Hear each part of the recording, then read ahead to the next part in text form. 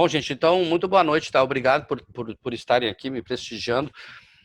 O Marcelo gentilmente me solicitou que ministrasse essa palestra de hoje do Café com Consultores, do núcleo que ele coordena, e ele escolheu um tema que me é querido, assim, porque transitei muito diretamente nele por muitos anos, e ele sugeriu, então, o título da palestra, Transformando Conhecimento em Valor.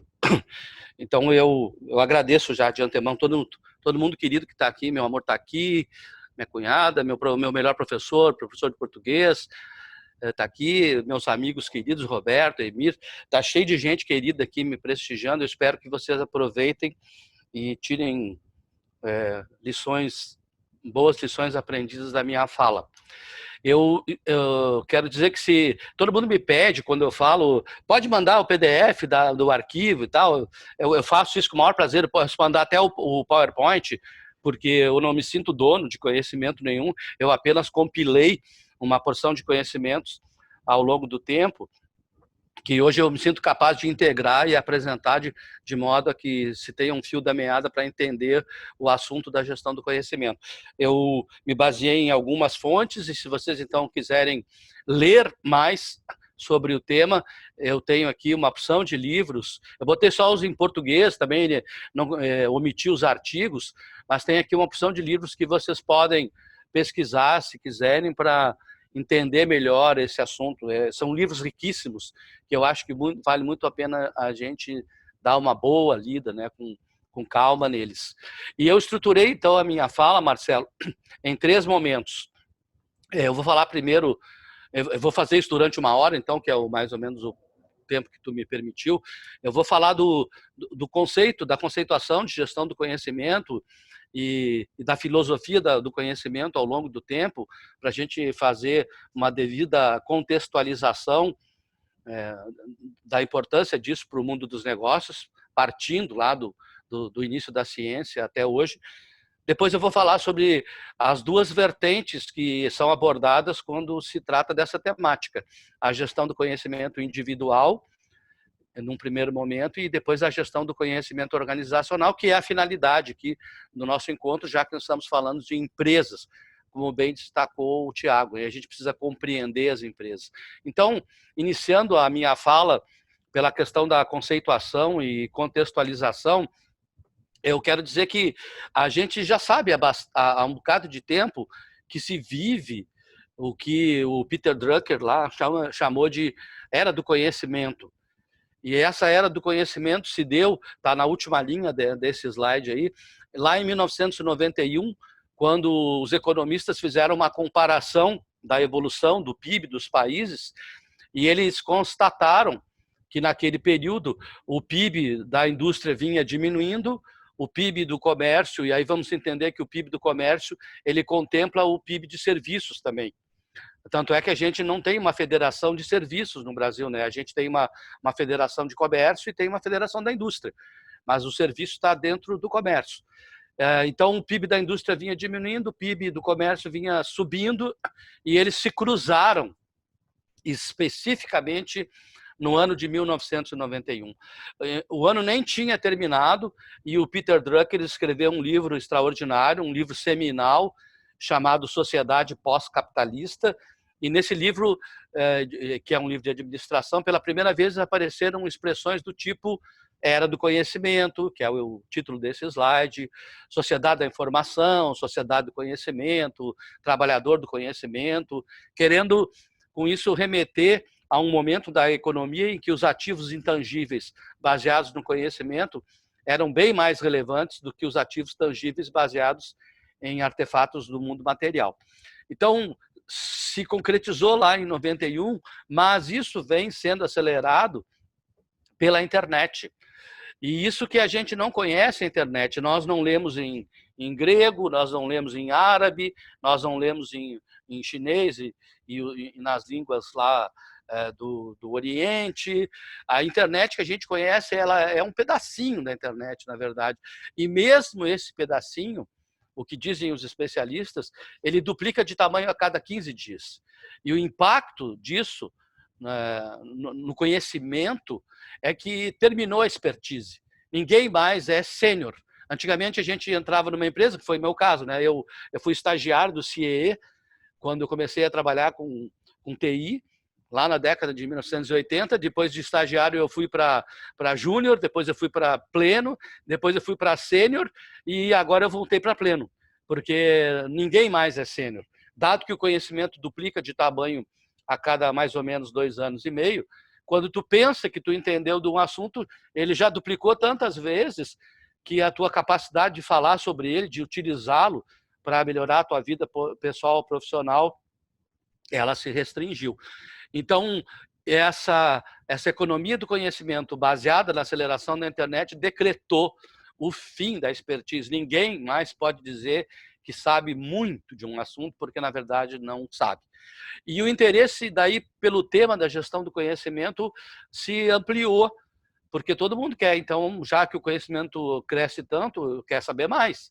Nesse dia aqui, me preparando para a palestra, que está bem embaixo na tela, no dia 15 de agosto, eu fiz uma pesquisa no Google do Brasil, né, e usando o termo em português, gestão do conhecimento, nós tínhamos nada mais, nada menos do que 135 milhões de sites sobre esse assunto. E a expressão equivalente em inglês, Knowledge Management, tinha 1 bilhão e 820 milhões de sites com conteúdo sobre esse assunto. Nesse dia, na livraria Amazon, que é a maior livraria do mundo, nós tínhamos mais de 12 mil livros diferentes abordando assuntos do âmbito da gestão do conhecimento. Então, há uma grande procura por isso, e se a gente for verificar o impacto no mundo dos negócios, é só dar uma olhada nos rankings das empresas mais valiosas. Eu não sei se todo mundo teve essa oportunidade, né? Mas eu já tive em Nova York várias vezes, e uma das coisas que eu sempre quis fazer, quando eu comecei a entender um pouco mais de economia, era visitar Wall Street. Quando a ilha termina, a ilha de Manhattan termina, lá para o sul da ilha, e se vai para o continente, tem uma ponte que liga para o bairro Brooklyn, né, que é o primeiro bairro ali, e nesse lugar, que era onde a cidade mais ou menos começou, eles tinham medo das invasões dos holandeses, porque os holandeses tinham invadido aqui o nosso Nordeste, né, notadamente Pernambuco. E eles construíram um muro. Com o passar do tempo, o mar foi sendo aterrado. Hoje tá longe. De onde é esse muro até o mar, dá mais ou menos uns 400 metros caminhando, que é onde a gente pega a barca para ir na Estátua da Liberdade. Mas aquele lugar ali ficou muito famoso como a Rua do Muro, The Wall Street. E ali, bem na esquina, tem um prédio da Bolsa de Valores de Nova York, da bolsa mais antiga, digamos assim, que tem o índice Dow Jones. Bem na frente desse prédio, tem essa estátua aí maravilhosa de um touro. E por que eles botaram um touro? Porque touro luta chifrando de baixo para cima. No movimento do chifre, tentando pegar na jugular ou no coração do touro oponente. E essa briga dos touros, a disputa dos touros, simboliza para os americanos, né, para a economia americana, a competição entre as empresas, a rivalidade entre as empresas.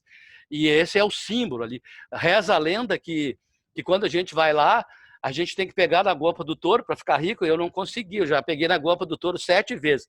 E tinha que pegar no saco do touro para ter um grande amor.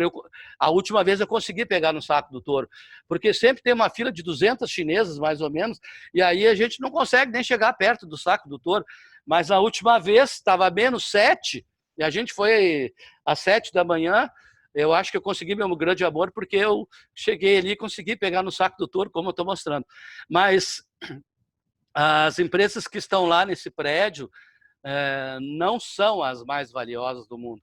As mais valiosas do mundo estão lá em Times Square.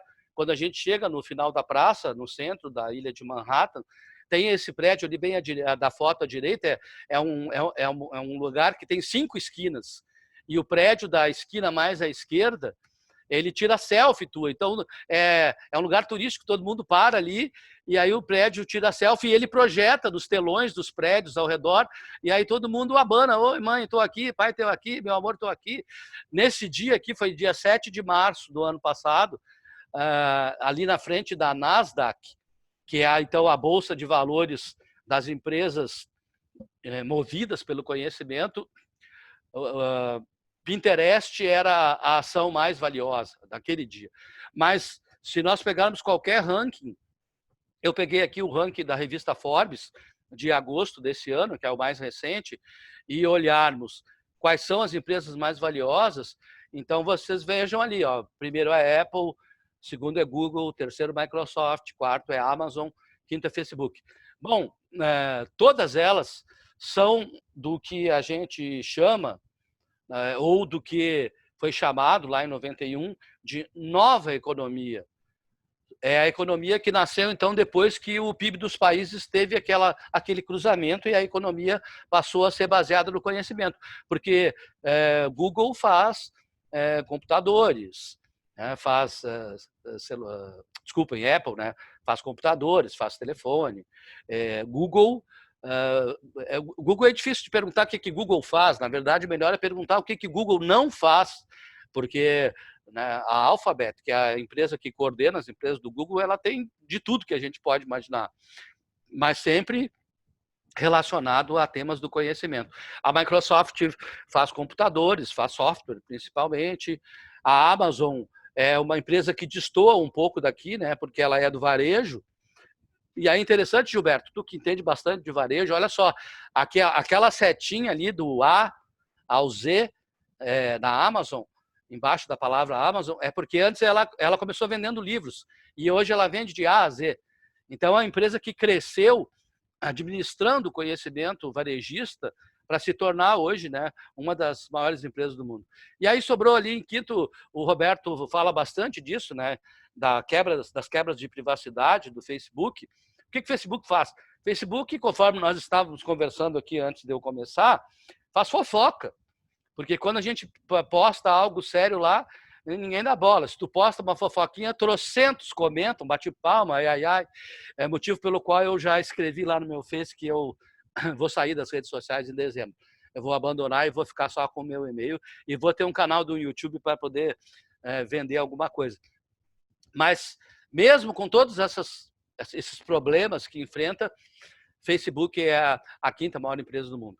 Então, vejam, embora a Amazon seja varejista, a Amazon não tem sede física, é uma empresa na nuvem, também algo que também prescinde muito de conhecimento para prosperar.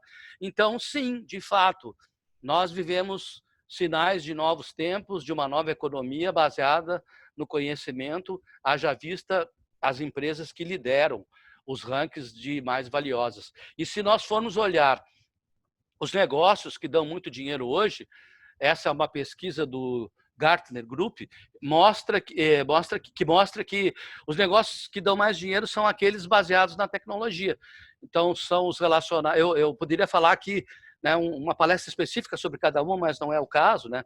Mas para ilustrar, né, que a impressão 3D, a gamificação, o Big Data, que eu vou falar um pouquinho a mais sobre ele adiante, as moedas virtuais, notadamente Bitcoin, a robótica, né? Eu sou fascinado pelo assunto da robótica, robofilia, né? Que é o uso dos robôs no nosso dia a dia, internet das coisas, a inteligência artificial, a nanotecnologia, que é outro assunto que eu adoro, porque eu sou físico, né? Embora nunca tenha sido físico, eu tenho uma paixão pela física, e eu adoro saber as coisas que acontecem na nanotecnologia.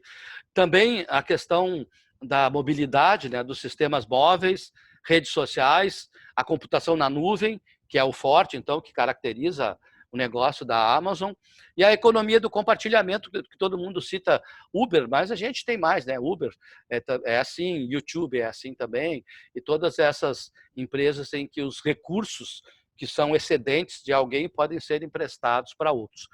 Então, vejam, são negócios notadamente baseados no conhecimento. E é por isso que a gente caracterizou, então, essa economia que diz que as coisas estão mudando. Daí eu quero contar aqui para vocês uma experiência de conhecimento que eu fiz. Porque quando eu fui fazer doutorado com o meu amigo que está aqui, o professor Dr. Emir, a gente era obrigado a ler muito, tinha que ler muitos artigos, muitos livros. Marcelo, estou falando muito rápido.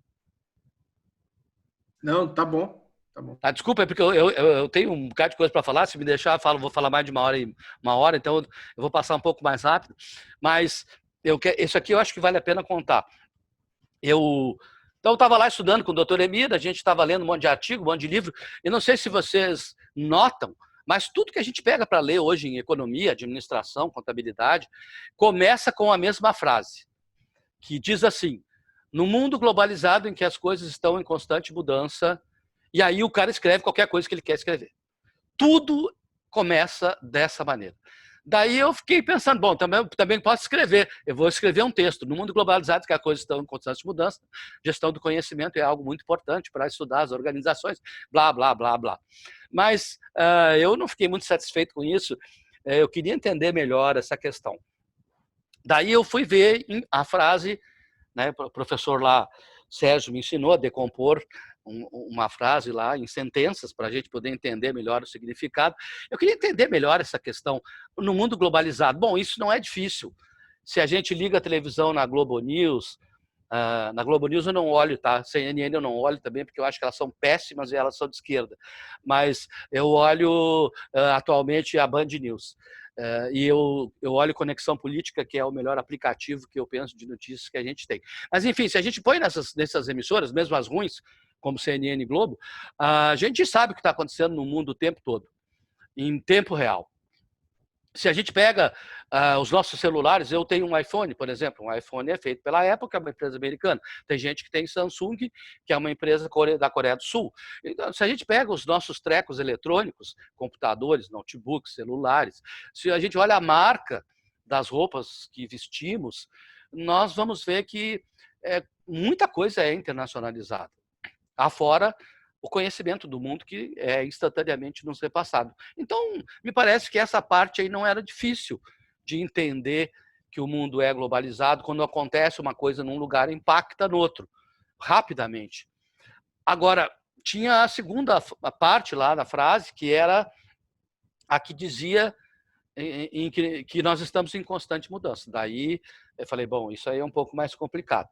Daí, como todo mundo faz. Antes de fazer isso, eu perguntei para meu filho, porque meu filho ele acha que sabe tudo. Gilberto, teus filhos também eram assim quando eles eram mais jovens. Eu me lembro bem disso. Mas meu filho acha que sabe tudo. Eu falei, filho, as coisas estão em constante mudança. Ele disse, pai, eu não sei.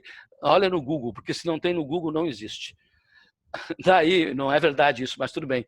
Eu fui no Google e eu procurei gestão da mudança, gerenciamento da mudança. Eu fiz todas as pesquisas que eu podia. Alguma coisa eu entendi, mas nem tudo. Eu entendi, por exemplo, o conceito de mudança. Mudança significa substituição, troca, transferência. Então, por exemplo, quando a gente muda de emprego, a gente sai do emprego, vai para outro emprego. Quando a gente muda de casa, a gente sai de uma casa, vai para outra casa. É sempre algo que vem para substituir algo que já existia e que terminou daquele jeito que era. Então, eu pensei, bom, mudança então é troca, substituição. Agora, o que está mudando? Daí, aí fui para o Google de novo, daí não achei. Não é fácil descobrir o que está mudando. Então, eu desenvolvi um experimento de Big Data para mim mesmo. No dia 14 de fevereiro de 2014, eu fui lá no site da Livraria Cultura, infelizmente está em recuperação judicial agora, mas era a nossa maior livraria brasileira, e no argumento de busca eu coloquei, entre aspas, o fim de. Eu queria saber todos os livros que tinham título, só em português, eu nem fui na Amazon, que tinham o título O Fim de. Porque qual foi meu raciocínio? Bom, se eu souber o que está terminando, eu sei o que está. Isso vai começar outra coisa em seu lugar. Então, na verdade, isso está mudando. Esse foi meu raciocínio lógico. E aí, naquele dia, 14 de fevereiro de 2014, tinha 52 livros com o título Fim de. Daí eu adotei isso como um método de pesquisa, eu repeti essa experiência no fim de fevereiro de 2015 e já tinha 78 livros com o fim de. Daí eu repeti essa experiência em 2016, tinha 152 livros com o título Fim de. Repeti em 2017 e tinha 178 livros com o Fim de. Ainda em 2018 não consegui repetir mais, porque lamentavelmente o pessoal da TI, da Livraria Cultura, mudou o algoritmo do cálculo da busca, e aí ele traz qualquer coisa parecida, então não rolou mais. Mas eu tive certeza de uma coisa, que em 2017 tinha pelo menos 172 coisas mudando lá. E aí eu trouxe aqui algumas para mostrar, não vou comentar, porque não carece, né? Vejam, tem coisa mudando em tudo que é assunto. Então, tem desde ali o fim da liderança, que é um assunto de recursos humanos, mostrando que a gente tem que liderar pessoas de um jeito muito diferente do velho estilo de comando e controle que adotávamos, principalmente os mais velhos. E aí passa, né, pelo fim do varejo, o fim da evolução. Bem legal ele, à direita aí, o fim da autoridade, que fala sobre as novas gerações que não aceitam mais uma liderança que seja autoritária, que seja coercitiva. Eles querem outro estilo de trabalhar. Enfim, há notícias de que tem um monte de coisa terminando, para um monte de coisas começar em seu lugar, motivo pelo qual ninguém mais tem que se estressar com mudanças e sim aceitá-las como uma parte da vida. Mas eu só quero comentar esse livro bem abaixo, à direita ali, porque eu acho ele maravilhoso. Ele é um livro, não dá para ver ali bem, gente, mas ele chama-se O Fim das Certezas, escrito pelo químico húngaro, ganhador do Prêmio Nobel de Química de 1977, Ilia Prigogine. É muito difícil ler esse livro. Na verdade, a gente consegue entender a primeira metade dele. A segunda metade é todo de equações sobre teoria do caos, fica bem mais difícil de entender. Mas o Prigogine, lá pelas tantas, ele tem uma sacada genial. Ele diz que no mundo da economia do conhecimento, tudo é doxa. Doxa, professor Sérgio, aprendi contigo, vem do grego opinião. Eu me lembro que uma vez eu vi um filme muito interessante chamado Casamento Grego. Na verdade, já tem 1 e 2, né?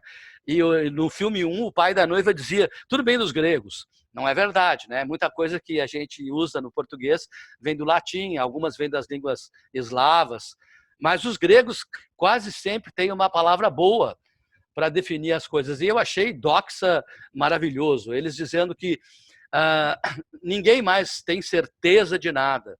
A gente emite opiniões sobre as coisas. Umas opiniões mais abalizadas, outras menos abalizadas. Aí eu quero explorar um pouco mais adiante o que seja essa questão do mais abalizado.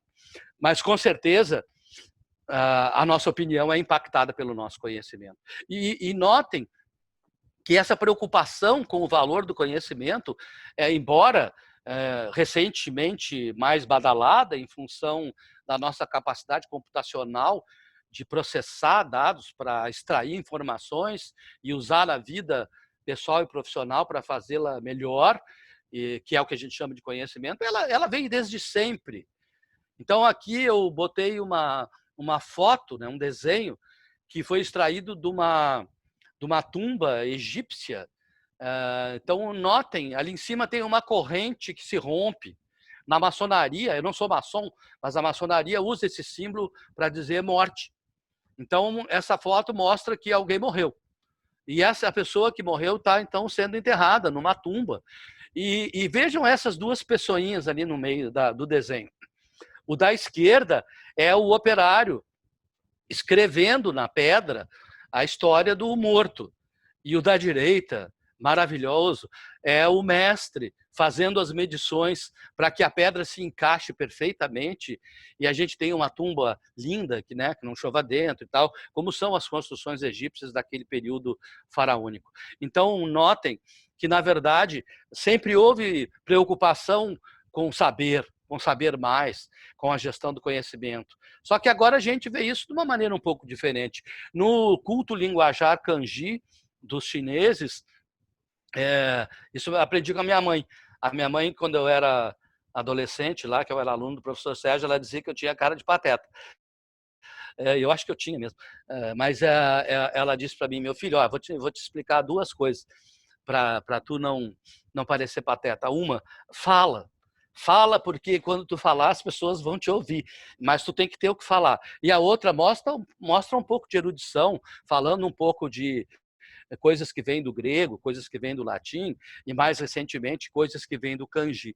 Então, sempre que eu quero estudar um conceito, hoje em dia, eu busco como é que ele é desenhado em kanji, e eu busquei aqui como se expressa em kanji a palavra conhecimento. Na verdade, ela é esse símbolo aqui, né, esse ideograma, ele representa uma ideia, ele é formado por 3 símbolos. Então, tem o símbolo dia, significa que é aquilo que a gente aprende no dia a dia, ou seja, é a vida prática, a vida do dia a dia. Então, aquilo que tu aprendeu, expresse pela boca, como se fosse uma flecha que vá longe, expressando um juramento de contar para os outros uma coisa boa que tu aprendeu no teu dia, para que todo mundo possa praticar isso no seu dia a dia também. Eu acho lindas essas conexões que os orientais fazem, né? Nós não temos tanta habilidade aqui no Ocidente para fazer isso, mas essa figura também expressa bem essa questão da capacitação, da vocação professoral, né? da gente repassar para os outros aquilo que sabe, motivos pelos quais eu me orgulho de fazer parte da BCO, porque nós temos isso com uma finalidade de ficar compartilhando conhecimento. E é claro, nós somos ignorantes, nós não sabemos nada, a gente precisa estar o tempo todo aprendendo, porque obviamente existem muito mais coisas que nós não conhecemos do que coisas que nós conhecemos. E buscar o conhecimento, estudar o assunto, isso é como se acendesse uma lanterna questionadora na escuridão da ignorância, para que nós pudéssemos prosperar, então, como humanidade, como seres individuais e como empresas. Eu penso que esse é o valor que vem, né, dessa introdução. E aí aprendi, estudando o assunto, que há diferentes formas de entender gestão do conhecimento. Eu quero falar aqui de 3 formas. Primeiro, mostrando como é que isso é visto no mundo. Se a gente pega um mapa mundi, né, passa um traço no meio, a gente chama o lado esquerdo de Ocidente, o lado direito de Oriente. E se vocês forem ler livros, artigos sobre gestão do conhecimento, vocês vão ver que a ênfase é muito diferente. E aqui a gente já tem um ponto, Marcelo, porque tu me pediu, eu preciso de um roadmap de como é que a gente implanta isso nas empresas. Aqui tem um passo importante a considerar nessa construção. Se pegarmos coisas para ler sobre gestão do conhecimento no Oriente, é fácil notar que o Oriente trata o conhecimento como autoconhecimento. É o conhecimento de mim mesmo. Primeiro eu tenho que me conhecer, para depois conhecer as coisas que estão ao meu redor. Eu não tenho que querer saber um monte de coisa se eu nem mesmo me administro, se eu nem mesmo me conheço. Então, se vocês pensarem, por exemplo, no budismo, o budismo não é uma religião, né? O budismo é uma filosofia, porque o budismo não tem Deus. Essa é a diferença entre filosofia e religião. Filosofia não tem Deus, religião tem Deus. Então, o catolicismo é uma religião, tem um Deus, mas o budismo não tem. O budismo tem deidades. Deidades são seres humanos, como nós, que evoluíram ao longo do seu processo de reencarnação, né? Porque o budismo admite reencarnação, a ponto de chegar em algum momento que possam nos iluminar. E se vocês olharem as principais deidades budistas, por exemplo, Shiva, que é aquela que tem... só para vocês saberem, gente, são 4 braços. Parecem muitos braços, porque ela move rapidamente assim, mas são 4, tá? Se vocês olharem Shiva, na verdade também tem 2 Shiva. Tem a Shiva original, sentada, meditando, e tem a Shiva que dança. Quando o mundo chega a um estado tal, mais ou menos como está hoje, que ninguém mais suporta, Shiva se irrita. E daí ela se levanta daquela posição de lótus e dança. E o movimento das pernas e o movimento dos braços destrói o mundo ruim que a gente está vivendo para reconstruí-lo com harmonia e ela possa então contemplá-lo na sua maravilha de novo. Se a gente olhar Shiva, se a gente olhar Krishna, que é aquele jovem que toca pífano, se a gente olhar principalmente a maior deidade, que é Buda, notem que eles sempre estão sentados ou deitados, né? Existem 132 formas de representar Buda e nunca ele está em pé. Sempre ele está deitado ou sentado. Vocês nunca vão ver Buda subindo em árvores, escalando montanha, caçando leopardo. Não, ele sempre está sentado ou deitado. E a ideia a ser passada por Buda e o jeito oriental de entender conhecimento é o da introspecção. Porque quando a gente senta, acomoda as costas, melhora a respiração, fica numa posição mais confortável, já não consegue olhar para tudo que é lado. Isso obriga que nos olhemos, né? Que nos interpretemos, que a gente primeiro se conheça, o que eu estou sentindo, né? Quem sou eu, de onde vim, para onde vou. Questões filosóficas de quem medita, de quem faz introspecção. E isso, então, tem um significado, que gestão do conhecimento, num programa organizacional, ele tem que abordar assuntos relativos à capacitação, a mentoring, a coaching, a disciplinas, práticas de gestão, em que um mestre orienta alguém mais novato no sentido de acelerar, facilitar o seu aprendizado. É bem diferente do que acontece no Ocidente. No Ocidente, o conhecimento é tratado como coisa. Uma coisa que eu posso pegar da cabeça de uma pessoa e botar na cabeça da outra. É claro que, em parte, dá para fazer isso. Sempre que a gente tem rotinas, falando em empresa, né? Rotinas, procedimentos, padrões de trabalho, os próprios sistemas de computador, que são algoritmos codificados sob a forma de padrões de trabalho, são explicitações do conhecimento de alguém ou de um grupo para que outros possam tirar proveito. Mas é uma guerra perdida, porque não há como transferir todo o conhecimento. E aí eu quero dar um exemplo. Eu, em 2014, visitei uma fábrica da Kaiser, no interior de São Paulo, Marcelo, e aí, Gilberto, eu já tinha visto lá na Renosa, em Várzea Grande também, né, na fábrica da Coca-Cola, a gente pensa, ou pensava, né, pelo menos, que fábricas eram lugares que tinham muitas pessoas e escritórios eram lugares que tinham menos pessoas. Mas isso há muito não é verdade. Eu me lembro que no final da década de 80, quando eu era gerente de TI da Embraco, em Joinville, eu adorava ler um escritor russo chamado Isaac Asimov, e ele tem uma trilogia muito especial chamada Fundação, e lá na Fundação tem vários episódios com computadores, mas um que eu me recordo sempre, ele diz lá, na fábrica do futuro teremos só 2 funcionários, um homem e um cachorro bem brabo. Ele disse homem porque ainda não tinha movimento feminista e as mulheres não participavam da produção, né? Então é por causa disso. Mas vamos entender, um ser humano e um cachorro bem brabo.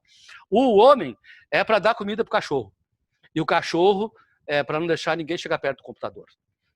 E aí, então, quando a gente vai em fábrica, hoje a gente tem um choque, porque não tem quase ninguém. E nesse julho de 2014, quando fui visitar essa fábrica, tinha, para meu espanto, tinha 8 pessoas na produção. E a coisa mais bacana que eu vi lá, bem no meio da produção, tinha um cara com um jaleco branco, assim, segurando um controle remoto. E vocês já devem ter visto na TV, né, se não tiveram a oportunidade de visitar uma fábrica de bebidas, mas aquelas esteiras passam voando assim com as garrafas, né? A gente não consegue enxergar. E aquele cara ficava lá no meio da fábrica, daqui a pouco, e ele ficava olhando aquele monte de garrafa passando. Aí daqui a pouco ele apertava o botão.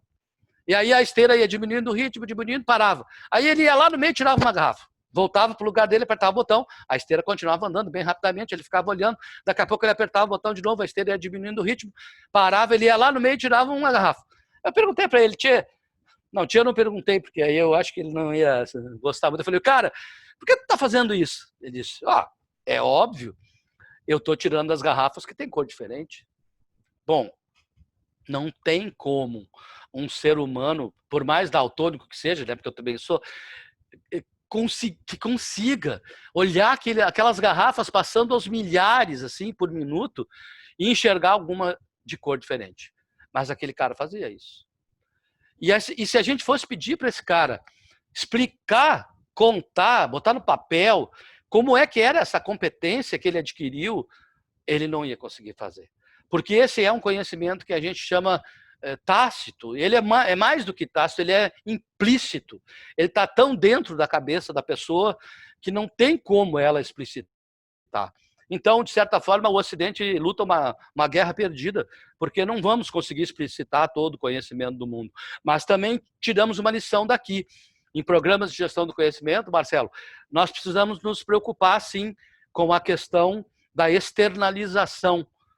Nós temos que chamar os caras mais inteligentes, os mais experts, os mais sêniores, perguntar para ele, escuta, como é que eu faço? Qual é o melhor jeito? E transformar isso em documentação que possa ser utilizada pelos menos experientes, pelos mais novatos, para tirar proveito. E aqui eu acho que a gente, então, começa a conceber um programa de gestão do conhecimento que avança para entender como é que isso surgiu. E aí eu posso voltar lá na Grécia Antiga para falar do tempo dos filósofos, né, porque na época era tudo filosofia, que viveram antes do Sócrates. Antes do Sócrates, o conhecimento do mundo ele era baseado na palavra grega cosmogonia. Cosmogonia vem do grego, cosmos, universo, mais gonos, testículos. No sentido de que, metaforicamente, né, tudo vinha dos testículos dos deuses. Os deuses criavam tudo.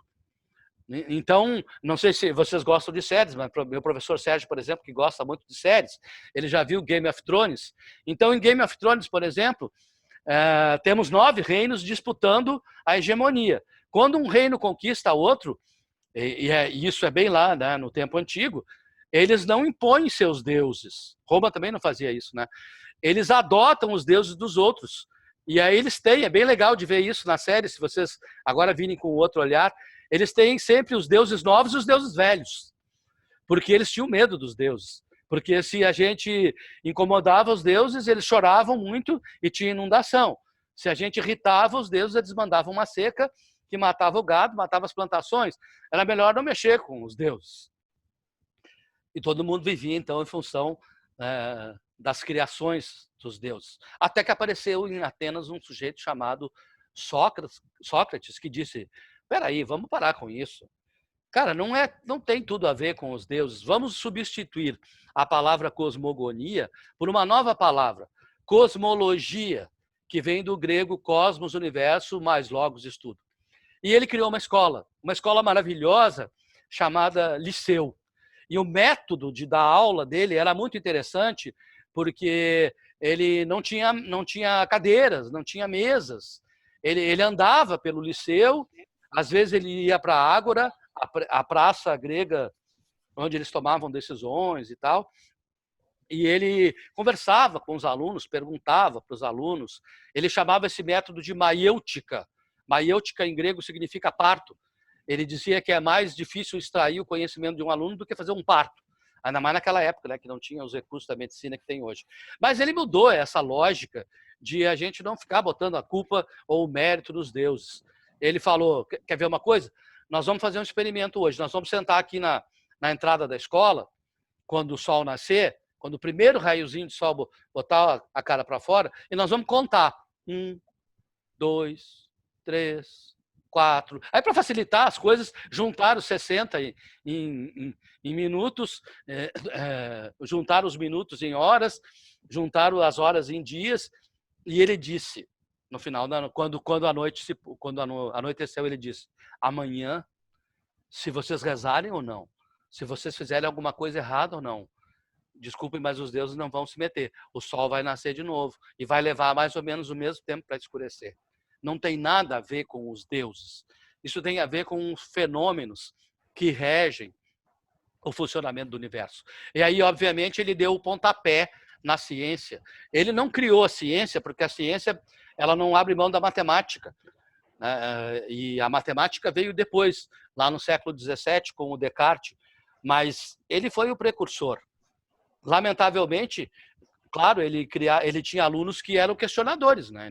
Os alunos não aceitavam tudo que os pais diziam, tudo que os políticos diziam. Teve uma hora que ele foi, né, indiciado lá, foi condenado. Ou ele se matava tomando veneno de cobra, ou eles iam fechar a escola. e ele resolveu se matar. Na entrada da escola dele tinha uma frase respeitando a nossa ignorância, só sei que nada sei. Quando ele morreu, seu melhor aluno assumiu a escola. Seu melhor aluno foi o Platão. Mas o Platão ficou com medo de morrer também. Então, o Platão fechou aquela escola maravilhosa, foi para o outro lado da cidade e abriu uma outra escola, chamada Academia. Então, embora Sócrates foi o cara precursor, o cara mesmo foi o Platão. As contribuições do Platão para a humanidade até hoje são inúmeras. Tanto é que a gente chama a universidade de academia. E o Platão, ele mudou. Platão era gordo, Platão era um apelido, ele tinha ombros largos, era espadaúdo, era preguiçoso, não gostava de caminhar, ir para a praça, diaba quatro. Então ele resolveu criar um jeito diferente de dar aula. Ele botou cadeiras e mesas, e aí o professor fica lá na frente, os alunos ficam lá, e o professor tem o argumento da autoridade. Se pressupõe que o seu professor sabe mais do que os alunos. E essa foi uma das mudanças, mas eu não vou falar aqui de todas, porque é maravilhosa, é maravilhoso o legado do Platão, mas a principal, do ponto de vista do conhecimento, foi que ele nos ensinou como é que a gente aprende.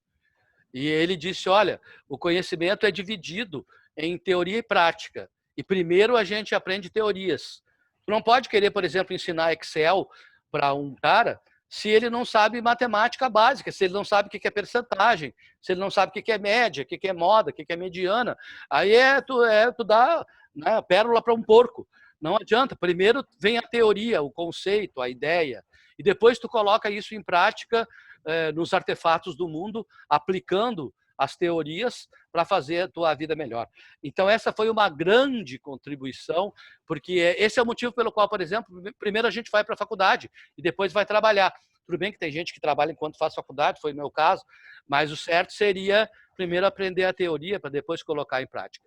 E aí, quando Platão morreu, não foi seu melhor aluno que assumiu no lugar dele. Na verdade, por motivos que não se sabe, ou eu não sei, pelo menos, Aristóteles, que era o melhor aluno do Platão, foi preterido.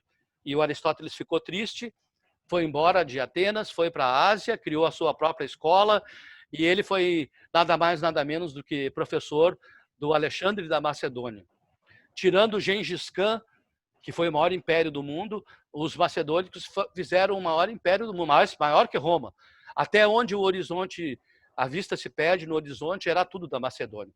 E o Aristóteles também deu muitas contribuições, aí já estamos no fim da Idade Antiga, entrando para início da Idade Média. Aristóteles escreveu sobre teoria do conhecimento. E é muito bacana de ver isso, está na porta, gravado a fogo, da mais antiga universidade que se conhece na Europa, que é a Universidade de Bolonha, na Itália. Eles gravaram a fogo as 4 leis da teoria do conhecimento. A primeira diz que o conhecimento é um fato. O conhecimento é um fato, diz que nós podemos aprender qualquer coisa. O ser humano é muito inteligente. Se nós nos dedicarmos, a gente aprende qualquer coisa que a gente quiser. E não só aprende, como tem caráter histórico. O conhecimento é cumulativo. Não tem problema de tu aprender uma coisa que tu acha que hoje não vai ser útil. Fica tranquilo, ela vai te servir como embasamento, como cabedal para a tua vida, para conhecimentos mais sofisticados que virão posteriormente para tu aprender. Lógico que tu tem que colocar em prática, senão, imaginem vocês, né, eu estou aqui falando de a filosofia do conhecimento, tentando ser didático.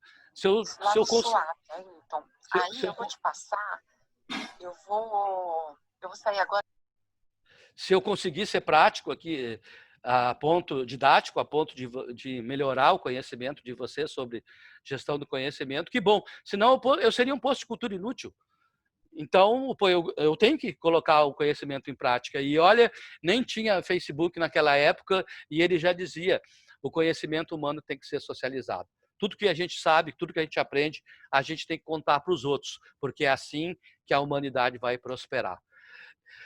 Essa então, é uma outra visão, né? A primeira visão que eu queria passar para vocês é Ocidente versus Oriente.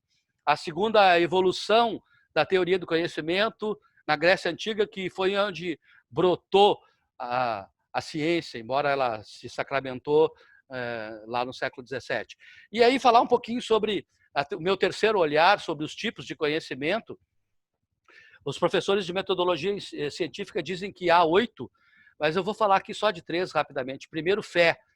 Fé é algo que não precisa comprovação. Ou tu acredita ou tu não acredita. Então, por exemplo, os católicos dizem assim, que quando tu está vivo, tu tem uma alma, quando tu morre, a tua alma sai para fora e vira um espírito. Essa diferença de alma e espírito. A alma é encarnada e o espírito é desencarnado. E esse espírito vai para um lugar chamado limbo e ficará lá esperando o dia do juízo final. No dia do juízo final, Deus vai lá e se tu foi bom na tua experiência humana, tu vai para o céu. Senão, tu vai para o inferno. Bom, eu não sei como é que é com vocês, tá? Mas eu vou contar como é que é comigo. Eu nunca vi uma alma, eu nunca vi um espírito, eu não sei onde é o limbo, eu não sei qual é o critério para decidir se eu fui bom ou ruim na minha experiência humana, não sei quando vai ser o juízo final, não sei onde é o céu, não sei onde é o inferno, mas se eu fosse católico eu acreditaria nisso. Não precisa comprovar. Se eu fosse protestante já é um pouco diferente, porque os protestantes têm a figura do purgatório, que os católicos também, já de certa forma, já aceitam. Mas eu vou pular os protestantes. Se eu fosse budista, eu vou falar do budismo indiano agora, que é o mais antigo. Se eu fosse budista, é assim, eu tenho uma alma, quando eu morro, minha alma sai para fora, vira um espírito, que não vai para lugar nenhum. Ele volta reencarnado num outro corpo, e vem e volta, vem e volta, vem e volta, até que pagou o seu karma. E quando pagou o seu karma, não volta mais. Será luzinha. Os católicos diriam anjo da guarda, energia cósmica. Por isso que não pode comer vaca, porque pode ser que tu volte vaca. Se tu não evoluiu nessa tua existência aqui, tu vai voltar pior do que tu tá. Então tu pode voltar vaca, formiga, pinguim, diabo 4. Gente, isso não tem como provar. Tu tem que acreditar ou não acreditar. Isso é fé. Agora, tem outros conhecimentos no meio de... Vou falar antes da filosofia. A ciência aparece como algo que é caracterizado porque tem um modelo matemático para explicar. Então, se tiver um modelo matemático, faz parte do conjunto de conhecimentos que os seres humanos gostariam de ter uma explicação plausível, que pudesse ser repetida e comprovada, e a comprovação se dá por uma equação, um modelo matemático que a gente bota dados e ele mais ou menos mostra o mesmo comportamento. Mas há conhecimentos que, embora a gente gostaria de ter comprovação científica, modelo matemático não consegue. Então, de um lado, fé, no meio, ciência, e o resto, que para não chamar de resto, a gente chama de filosofia. Não é nenhum demérito para a filosofia. Mas a filosofia, até porque a filosofia é maior do que a ciência e a fé juntas. Mas a filosofia trata de assuntos que os seres humanos gostariam de ter uma comprovação, mas não tem matemática que chegue a tempo. Então, filósofo não é quem tem resposta para tudo, é quem tem pergunta para tudo. Então, questões filosóficas são do tipo: é ético comer carne? Por que ajudamos os outros? Quanto tempo? O que é a felicidade? Quanto tempo dura um casamento? Tem casamentos que a festa dura mais que o casamento inteiro. E aí a gente pode ficar uma noite inteira discutindo uma única questão dessas e nós não vamos chegar a conclusão nenhuma. A gente vai só ampliar o nosso nível de análise sobre os pontos de vista dos outros para ver se a gente consegue formar o nosso próprio ponto de vista. Então, são 3 formas de encarar, e obviamente, como eu estou aqui numa palestra de negócios, eu estou falando de ciência. E a ciência se dá no mundo de modo wiki. Wiki é uma expressão havaiana que significa rápido, e no mundo da internet ele é sinônimo de uma página viva que todo mundo tem a possibilidade de alterar. Alguém pode ir lá, incluir, excluir e tal. E o símbolo máximo disso é a maior enciclopédia do mundo. Todas as enciclopédias sumiram, e só ficou essa, a Wikipedia, construída colaborativamente pelos internautas.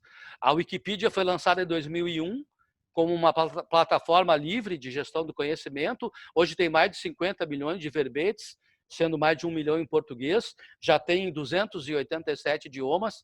É o 7º site mais acessado no mundo e o 14º mais acessado no Brasil. Então, foi só para dar uma passada aí nessa questão de contexto. E agora eu entro na parte do conhecimento individual, questionando primeiro para que serve o conhecimento. Bom, E isso é minha opinião, tá? Eu não estou aqui copiando ideias dos outros, até porque eu aprendi, doutor Emílio, que depois que a gente é doutor, a gente pode ter opinião. Enquanto isso, a gente só diz que, segundo fulano, de acordo com o Beltrano, professor Sérgio, na opinião do cicrano, porque o povo usa ciclano, e ciclano não existe, pelo menos como pronome demonstrativo. Ciclano é na química tudo bem, existe ciclano, mas como pronome demonstrativo não.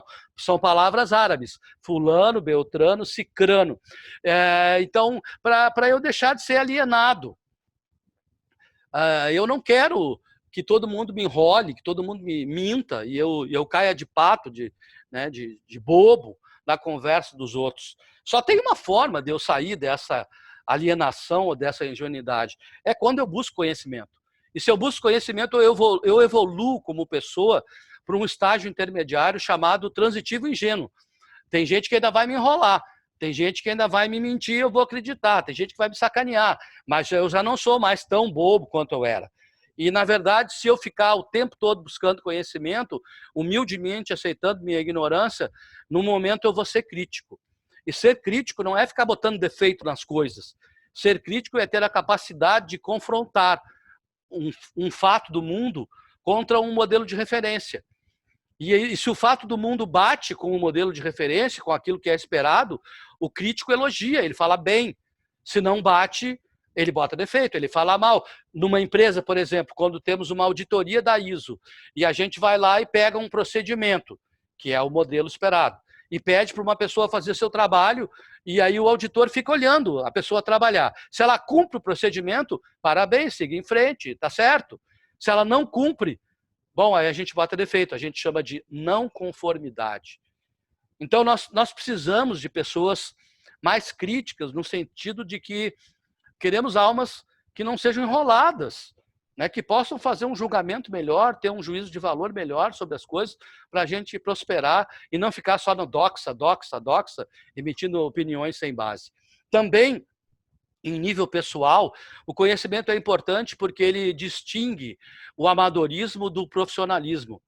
E a diferença básica está na utilização de métodos. A palavra método vem do grego meta, que significa além de, mais odós, que significa caminho. E o sentido disso é que pessoas que usam método, empresas que usam método, vão além do caminho aonde as outras vão. As outras vão ficar pelo meio do caminho usando só bom senso. E bom senso é muito relativo, não dá para confiar só nele. Também, em nível pessoal, nós ficamos mais competentes quando a gente busca mais conhecimento. O pessoal de RH costuma definir competência como uma fórmula que eles chamam de chá, conhecimentos, habilidades e atitudes. Então não tem como tu ser competente para fazer bons produtos, bons serviços, boas entregas, se tu não tem competências técnicas e comportamentais que nascem ali do lado esquerdo do pilar do conhecimento. Primeiro eu aprendo a teoria, depois, como dizia Platão, depois eu ponho em prática, sabendo fazer. Mas, obviamente, que para isso eu tenho que ter atitude. E aí é por isso que tem gente que vai para frente e tem gente que não vai. Porque conhecimento tem sobrando. Saber fazer, habilidade, depende de tu botar em prática. O principal problema não é... E aí, o principal problema é na falta de atitude para buscar conhecimento, para se desenvolver. E, por fim, do ponto de vista pessoal, eu entendo que a gente se preocupa com gestão do conhecimento porque nós queremos ter emprego. Nós queremos ter emprego, não, trabalho. E tem trabalho aquelas pessoas que, no nível profissional, conseguem resolver problemas. Então, eu me lembro, eu só fiquei desempregado uma vez na minha vida. Quando eu saí da Marinha e voltei lá para Cachoeira, fiquei mais um ano em Cachoeira, depois eu fui morar em Porto Alegre, e eu não tinha emprego. Né? E eu fui procurar um headhunter e eu falei para ele, cara, José Antônio, o nome desse cara, eu nunca me esqueço, aquele cara foi maravilhoso na minha vida também. Eu disse, José Antônio, o que eu preciso saber para conseguir um emprego? Ele me disse, olha, Jerônimo, os caras citam aí um monte de competências e tal, eu vou te dizer só uma. Cara, aprende a resolver problemas. porque o mundo não aguenta blá, blá, blá, mimimi, a culpa é do goleiro, a culpa é do meu chefe, a culpa é do político, a culpa é do prefeito. Cara, a culpa é tua. É tu que não sabe o suficiente para enfrentar teus desafios, resolver teus problemas. Então eu disse, tá aí, eu vou estudar esse assunto. E eu estudei muito esse assunto. E eu, como eu gosto de matemática, eu tento botar tudo num gráfico. Eu fiz um gráfico aqui, tentando ilustrar no eixo das abscissas a dimensão temporal, ao longo do tempo. Como é que a gente pode aumentar a nossa competência de resolver problemas? E eu cheguei a uma conclusão: não tem outra forma que não sendo pelo caminho do conhecimento. Quando eu busco conhecimento, a minha competência, ela se desenvolve assim, no formato de uma curva S. Notem que não parte do 0,0, né? Porque todo mundo já é competente, todo mundo já faz coisas boas, mas eu quero ser mais competente, eu quero resolver mais problemas. Só que esse desenvolvimento se dá em fases. Eu me alavanco na competência de solução de problemas pelo conhecimento em fases. Lentamente no início, porque eu não vou conseguir resolver muitos problemas com um conhecimento que eu recém adquiri. Eu tenho que colocar em prática. É aquela questão da competência que eu mostrei lá da figura da... Vou voltar aqui, ó. Primeiro eu tenho que saber, que é o que está à esquerda. Depois eu tenho que colocar em prática. Então, na fase A, eu aprendi. Na fase B, eu coloco em prática. Mas o desenho mostra, é meio óbvio, que, cara, embora tu esteja numa fase B, bombando, resolvendo tudo, matando todas, tá podendo, não te ilude, porque é só uma questão de tempo para essa competência começar a diminuir. A dificuldade é que as pessoas não têm a humildade suficiente para, na fase B, entender que a vaca gorda não vai durar para sempre. E elas procuram conhecimentos novos na fase C. Mas na fase C é tarde demais. Ali já entrou em crise, ali já perdeu o emprego, ali não consegue mais trabalho. Então, qual é a lição da gestão do conhecimento em nível pessoal? A gente tem que fazer um ponto de ruptura nessa curva, exatamente na fase B. Quando tu acha que tá bom, que tá podendo, que tá resolvendo, tu tá empregado, tá bem, cara, seja humilde, entenda, isso não vai durar para sempre. Então é hora de aproveitar a vaca gorda e buscar um novo conhecimento. Quando tu buscar um novo conhecimento, tu vai gerar uma nova curva, obviamente no mesmo formato, mas a implicação desse desenho é que, em vez de estar aqui, numa nova fase C, se tu tiver humildade, tu vai estar aqui, subindo, no meio de uma nova fase B, bombando de novo. E esse é o sentido do que a gente chama de educação continuada. Nós temos que aprender pro resto da vida, não tem jeito. Eu até tem coisas que eu nem quero mais aprender, mas, por exemplo, eu agora estou aprendendo, viu, professor Emílio, professor Roberto, vocês sabem, eu não sei tanto quanto vocês, eu estou aprendendo a programar em R.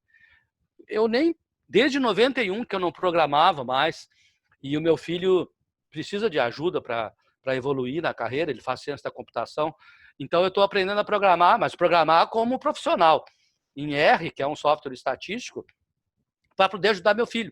Nem é para mim, mas eu acho que é assim que tem que ser a postura nossa, né?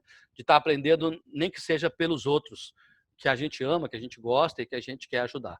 A gente se alavanca o tempo todo pelo conhecimento. E aí chego na última parte aqui, eu vou falar da gestão do conhecimento organizacional. É dito que nós vivemos num mundo VUCA. VUCA é uma expressão criada pelos Estados Unidos, pelo exército americano, lá na década de no início da década de 1980, mas muito é falado de 2006 para cá.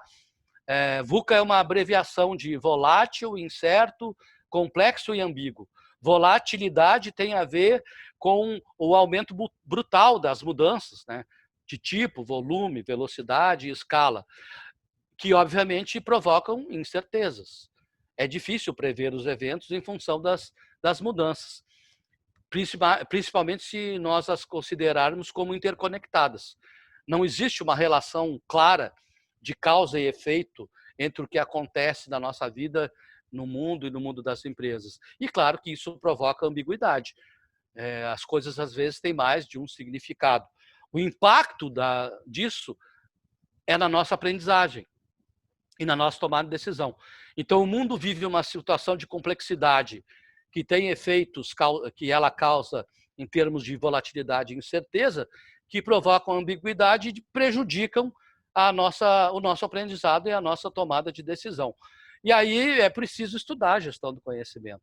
Eu fui lá na Sociedade Brasileira de Gestão do Conhecimento, fui durante 6 anos vice-presidente dessa entidade para buscar uma definição que eu acho que é apropriada, mas eu vou representá-la aqui nessa figura que mostra que é como nós já vimos lá, desde 91, tudo gira em torno da informação. E a informação evolui, considerando que ela pode ser subdividida em dados, só informação, uns chamam informação, outros só informação, e conhecimento. E aí nós temos que aprender a lidar com essas dimensões da informação do modo devido. E esse aprendizado caracteriza uma linha do tempo da evolução do tema gestão do conhecimento. Nós estamos atualmente na versão 3.0. Eu não gosto muito desse negócio de 1.0, 2.0, 3.0, 4.0, porque isso implica que as pessoas têm que sair correndo para 3.0, por exemplo, quando elas nem deram conta da 1.0 ainda. E não é isso que se aprende com modelos de maturidade. Modelos de maturidade pressupõem que a gente zera as questões de um primeiro degrau para depois ir para outro. Então, lá no início desse assunto, né, quando esse assunto começou a se falar, era a gestão da informação. Ali, está ali, bem ali, é gerar o conhecimento explícito, aquele que está codificado, capturado em documentos, repositórios, para que todo mundo possa aprender. Daí nós fomos para a gestão da experiência, tentando pegar o conhecimento tácito para passá-lo para explícito. Já falei aqui nessa questão, criando mecanismos como comunidades de prática, a minha tese de doutorado foi sobre isso, repositórios, processos interativos para melhorar o conhecimento organizacional, que chegou na gestão da inovação. Não faz sentido fazer gestão do conhecimento a não ser para melhorar. E a melhor melhoria possível nos negócios é fazendo diferente da concorrência, é inovando. Ninguém consegue crescer se só fizer a mesma coisa que os outros fazem, porque daí vai competir basicamente com base no preço e vence o preço mais baixo. E nós chegamos daí num quarto momento, eu entendo dessa forma, que nem se fala mais em gestão do conhecimento. A gente fala hoje em data science como sendo a ciência maior que abarcou o estudo de todas essas questões do compartilhamento de dados, da gestão da informação, do conhecimento tácito, do conhecimento explícito, da inovação, para que a gente possa, então, usá-los com métodos estatísticos, melhorar o processo decisório e as nossas organizações. De tal modo que Data Science virou ali um mix, né, de ciência da computação, matemática e estatística, o domínio dos negócios, que configuram, então, a gestão do conhecimento moderno. A partir de dados, eu trabalho esses dados para alavancar as minhas decisões e colocá-las em prática para melhorar a minha vida pessoal ou profissional. Tem toda uma sequência aí de implementação de Data Science, mas eu não vou passar por ela, porque não é o meu objetivo. Mas eu só queria caracterizar que, a meu ver, nós estamos nesse ponto da gestão do conhecimento. E, obviamente, não dá para prescindir da matemática. E me desculpem os que não são matemáticos, né? Mas, no fundo, se tu quiser te aprofundar em alguma coisa, lá bem no fundo, tu vai encontrar matemática. Não tem outro jeito. A matemática proporciona o que a gente chama de o milagre da agregação. A capacidade que nós temos de agregar o parecer de muitas pessoas, de modo que, dessa forma, nós superemos a precisão do participante médio do grupo. Como nós somos pessoas medianas, obviamente que esse é o real valor da estatística. O grupo sempre tem um resultado melhor do que o trabalho individual. E aqui, então, Marcelo, quero que tu me pediu, né, um roadmap. A gente pega dados e vai trabalhar isso em Data Science, com matemática, né, para entender o que deve ser. Primeiro, entender o que aconteceu, né, mas o que deve ser feito. Desculpem, depois do que aconteceu, por que aconteceu, o que pode acontecer, qual o melhor caminho a ser tomado, e isso induz a uma tomada de decisão para que a gente haja efetivamente para melhorar aquilo que a gente faz. Eu considero que o principal benefício da gestão do conhecimento está aqui na tomada de decisão. Essa figura aqui é de uma tese de doutorado do meu amigo, que mora hoje no Arizona, professor da Universidade do Arizona, ele é de Belo Horizonte, o Rivadavia. A tese de doutorado dele era de que gestão do conhecimento já constituía um campo de conhecimento próprio. E aí ele mapeou, né, fez esse mapa integrativo com todos os temas abordados por gestão do conhecimento. Eu destaco que, principalmente, né, na lógica que eu vim criando, Marcelo, ali da versão 1.0, 2.0, 3.0, para chegar em Data Science, está na tomada de decisão. Eu não sei se você sabe, mas nunca ninguém em administração ganhou um prêmio Nobel. Nunca. O cara que chegou mais perto foi um sociólogo americano chamado Herbert Simon. Ele fez um experimento de sociologia analisando a forma como as empresas tomavam decisão. Ele publicou isso num livro extraordinário chamado Comportamento Administrativo, publicado aqui no Brasil pela FGV, e no capítulo 1 desse livro ele funda a única teoria até hoje em administração que mereceu um prêmio Nobel, a teoria da tomada de decisão com base no princípio da racionalidade limitada. E ele fala limitada por quê? Porque ele estudou 829 empresas de grande porte e descobriu que os caras não tomam decisão de qualquer jeito, tem um processo. E o processo é assim, certas pessoas recebem certas informações previamente para analisar, e aí, de um certo dia, durante um certo horário, elas se reúnem para discutir essas informações e tomam decisões. As decisões sempre são ruins. Ele chama no livro dele de acomodações. E o fato delas serem ruins é porque nunca ninguém tem todas as informações ou analisou todas as informações que precisava. Porque tem gente que diz que não recebeu as informações previamente, tem gente que recebeu, mas não leu, tipo o meu sobrinho que falou, pô tio, eu não vou ler 6 páginas. Aí como é que tu quer saber de um assunto se tu não quer ler 6 páginas? Aí tem gente que recebeu, leu, mas não entendeu. E tem gente que distorce a seu favor na reunião, porque não tem espírito corporativo, não tem sinergia, e obviamente tem gente que mente. Não sei se vocês sabem, os brasileiros mentem em média de 208 vezes por mês. Desde mentira babaquinha do tipo, oi, tudo bem, não tá tudo bem, até mentira mais sofisticada. Onde tu estava? Eu estava lá na live do Jerônimo com o Marcelo, mas o cara não estava na live, ele não entrou na live, Marcelo, não sei o que ele estava fazendo nesse horário. Enfim, mas não dá para dizer que se toma as boas decisões. E vejam, esse livro ali à direita é o melhor livro do ano de 2008, escrito por um economista israelense chamado Dan Ariely. Ele bota por terra, no livro dele, a única teoria em administração que até hoje mereceu um prêmio Nobel. Ele diz que a tomada de decisão não é nem parcialmente racional, ela é previsivelmente irracional em função dos ativos intangíveis, que são a maior parte do que constitui uma empresa hoje em dia. E aí o livro tem 8 capítulos, é bem bom de ler, porque são storytellings, não são ligadas, tu pode ler qualquer capítulo, não tem ordem. Eu trouxe só aqui a do capítulo 1, que ele conta como é que foi a compra do YouTube pela Google. E a historinha é assim, era uma vez na cidade de San Bruno, na Califórnia, nos Estados Unidos, no dia 15 de fevereiro de 2006, dois caras muito inteligentes, o Chad Hurley, um designer de 29 anos, e o Steve Chen, um matemático de 27 anos, criaram numa garagem. Você sabe que o pessoal de TI, né, Roberto, eles gostam de criar coisa na garagem porque eles pensam que dá certo. Porque a Apple foi criada numa garagem, a Microsoft foi criada numa garagem, a Xerox foi criada numa garagem, e aí às vezes dá certo mesmo, né? Por exemplo, o YouTube deu certo, eles criaram o YouTube. E o YouTube é uma ideia wiki, é um compartilhamento de vídeos. Mas no início não deu muito certo, porque os vídeos não tinham muito boa qualidade, tinha vídeo tudo em inglês, nem todo mundo sabe inglês. Aí, lá pelas tantas, os caras tiveram uma sacada. Olha, se é verdade que existe Photoshop para foto, que todas as mulheres ficam lindas daí com Photoshop, por que a gente não inventa um Photoshop para vídeo?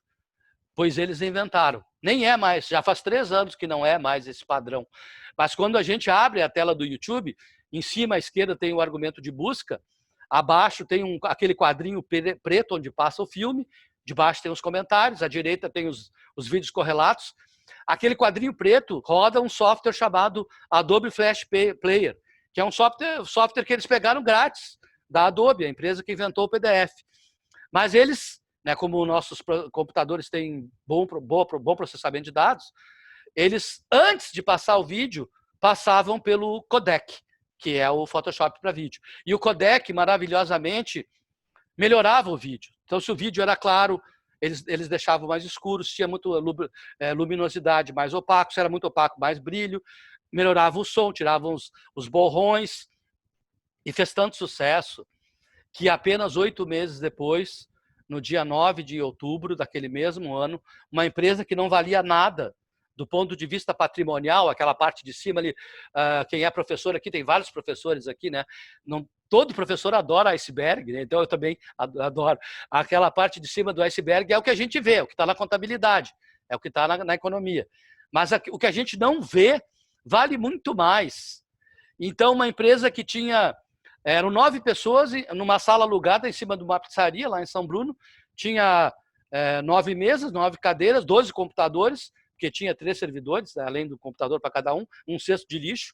Não valia nada do ponto de vista contábil. E ela foi vendida para o Google por $1,650 bilhões. Nada mal.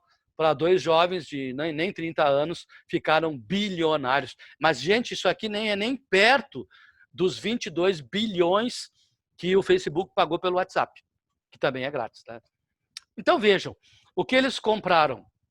Eles não compraram a empresa do ponto de vista físico, eles compraram a ideia, eles compraram o conhecimento embutido num software, o Wiki, né, que teve lá uma forma de apresentação maravilhosa, que melhorou.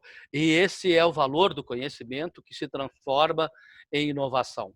Para inovar, a gente tem que usar o que os pesquisadores chamam hoje em dia de indagações conectivas para conexões inteligentes, que nascem de perguntas do tipo: por quê? E se, como. As teses de doutorados quase todas são assim hoje em dia. Então, o doutor Emir aqui também é doutor. Mas, por exemplo, a minha tese de doutorado, ela tem aqui assuntos diversos, né? Tem comunidade de prática, que é um assunto da sociologia, tem capacidade absortiva, que é um assunto de marketing, e tem empresa intensiva em conhecimento, que é um assunto de economia. Comunidade de prática depois também foi para a TI. Tu tem que fazer conexões de ideias, porque não tem nenhum assunto ainda que não foi explorado. As teses de doutorados hoje em dia nascem das conexões inteligentes que a gente faz, tentando juntar algum assunto para inovar. Eu tenho 102 inovações, eu vou mostrar só 5 aqui, eu acho, 5 ou 6, para vocês verem o quanto o conhecimento faz diferença para alguém ficar rico.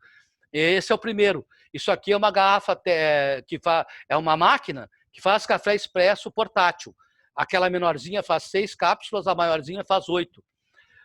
Numa empresa de Hong Kong, na China, que é uma cidade de 8 milhões de habitantes, chama Mini Presso, custa $59. A empresa chamada Wakaco, fundada em 2013, na base, tem ali onde está saindo o café expresso, e a tampa da garrafa já serve de xícara, de modo que tu não tem que ter xícara.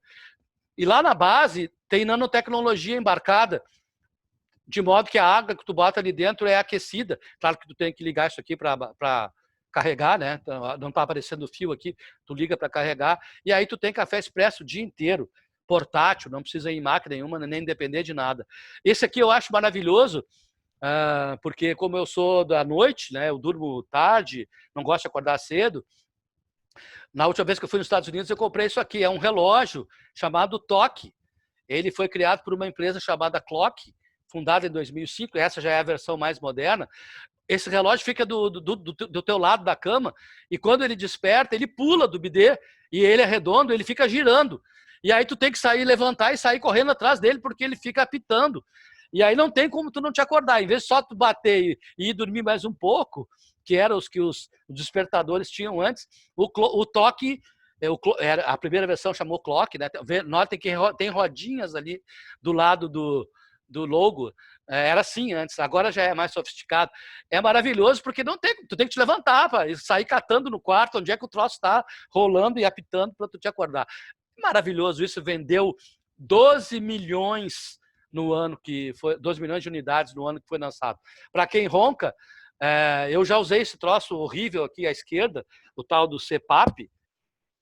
Homem pelado já é feio. Imagina homem pelado usando CPAP. Não tem mulher que aguente um cara desse. É de quinta categoria tu dormir com aquele trambolho ali na tua cara. Não precisa mais isso. Essa empresa aí de Burlington, aí eu botei os habitantes só para a gente saber que, olha só, nós pensamos sempre, inovação é coisa de empresa grande, que tem cidade grande, que tem universidade para fazer pesquisa, como, por exemplo, Hong Kong. Mas não, o Toque nasceu em Ann Arbor, que é uma cidadezinha de 115 mil, uma cidade, né, de 115 mil habitantes, e essa aqui, o Eiring, né, que custa $270 a caixinha, essa moça está usando ali no nariz, isso é descartável, tá? Vem uma caixinha com 30. Tu usa um por dia. A caixinha custa $270. É de uma cidadezinha americana que tem 25 mil habitantes. Os caras inovaram, né, na substituição daquele trambolho ali que era feito pela White Martins por essa coisa muito mais mimosa e fofinha que é o Eiring. Inspirado no filme O Senhor dos Anéis e nas orelhas dos elfos, essa empresa maravilhosa chamada Human, que faz aparelho de som, criou esse fone de ouvido chamado Sound by Human. O par custa $170, funciona por Bluetooth e ele se molda na orelha da pessoa. Então, ele não tem um formato padrão. Cada pessoa tem uma orelha, né? Quando vai ficando mais velha, a orelha vai aumentando o tamanho. O aparelho se molda, de modo que tu pode, né? Essa moça está numa esteira, não botei a foto toda. Ela está ouvindo o som e fazendo exercícios, né, usando o Sound by Uma. A Alexa, né, comprei uma para o meu filho de aniversário no ano passado, que faz um monte de coisa além de tocar música. O Baxter, o robô americano, que a Alemanha começou a usar para eliminar o turno da noite nas fábricas e não precisar mais que humanos trabalhem. E olha só o Baxter, gente. 5 horas da tarde termina o expediente, todo mundo vai embora, e eles ligam o Baxter. E não precisa ligar a luz, porque obviamente o robô não precisa enxergar. O robô, os braços ali do robô foram programados. E ele faz na madrugada a produção igual que os humanos fizeram o dia inteiro. Custa só $25 mil, claro que uma empresa isso é muito barato. É dessa empresa americana Rethink Robotics, de Boston. E aí, só um exemplo, só de brincadeira, as bonecas sexuais, né, criadas pela Lumidolls, depois, na verdade, Lumidol é um motel que tem em Barcelona, agora já tem em outros lugares, tá? Mas o primeiro foi em Barcelona. Tu ia lá no motel e transava com uma boneca. Eram 4 bonecas, depois ficaram 6. Agora já tem 68 bonecas. Eu não botei as bonecas aqui porque as meninas podem ficar chateadas. Mas, enfim, se tu ia lá e transava com a boneca. Se tu gostasse da boneca, isso era 20 euros por hora. Se tu gostasse da boneca, tu podia pagar 2.100 euros e levar a boneca para casa. Só que as bonecas não se mexem, são maravilhosas, são lindas, parece mulher mesmo, mas elas não se mexem. Aí o Lumidolls, que comprava as bonecas da Real Doll, que é uma empresa americana, eles disseram, façam uma parceria com a E-Lab. E-Lab é uma empresa japonesa que tem robô para casa. Eles têm uma robô chamada Azuna, que se tu olha assim, tu não diz que é um robô, parece uma mulher também. E essa robô, ela tem algoritmos. Ela lava a louça, ela seca a louça, ela liga a máquina de lavar roupa, ela passa aspirador de pó. Ela tem 18 algoritmos. Então, os caras agora estão construindo robôs com algoritmos. E aqui no Brasil já vende. Tem uma só empresa que eu sei que vende, essa é de Belo Horizonte. Olha só o logo da empresa, chama-se ASOS. Vocês podem tudo. Essa empresa de Belo Horizonte vende, custa R$24 mil uma boneca dessa, se alguém quiser comprar. É só para mostrar que, gente, olha, tem inovação para tudo que é lado que se possa imaginar. É claro que a gente não tem garantia de que vai dar em alguma coisa que dê dinheiro. que uma inovação vai triunfar, que um produto vai ter sucesso. Mas, com certeza, ninguém terá sucesso se não, no mundo dos negócios, se não ir pelo caminho de data science, gestão da inovação, com base na gestão do conhecimento. Então, eu estou terminando minha fala, Marcelo, pedindo desculpas aí pelo passei 3 minutos, para dizer que eu não acho que conhecimento é tudo, sabe? Eu penso que se eu tivesse que deixar assim para um jovem, por exemplo, né, alguma lição para o meu filho, por exemplo, eu diria que eu acho que o mais importante é a integridade, é ser boa pessoa, ser uma pessoa querida, não mentir, ou pelo menos não mentir 208 vezes por mês, não ser fake, né? Não ser uma pessoa falcatrua, ser alguém que mereça, seja digno de confiança. Eu acho que isso é mais importante. Depois tem que ter motivação e capacidade realizadora, e aí a motivação, cada um sabe da sua. Para uns é poder, para outros é dinheiro, para outros é tempo, para outros é privacidade. O fato é que tu tem que se mexer. As coisas não vão acontecer por si só. Tem que botar a mão à massa. Se tu tiver essas duas, daí o conhecimento é importante. Ele fica no centro, viabilizando isso. Mas ele só vai ser útil e vai chegar a ti se a gente tiver espírito colaborativo de compartilhar as coisas, tentando fazer isso com muita simplicidade, que humildemente foi o que eu tentei fazer aqui, para passar essa lógica de como é que eu vejo como se transforma conhecimento em valor. Então, era isso aí, Marcelo, essa é a minha fala. Muito obrigado pela oportunidade.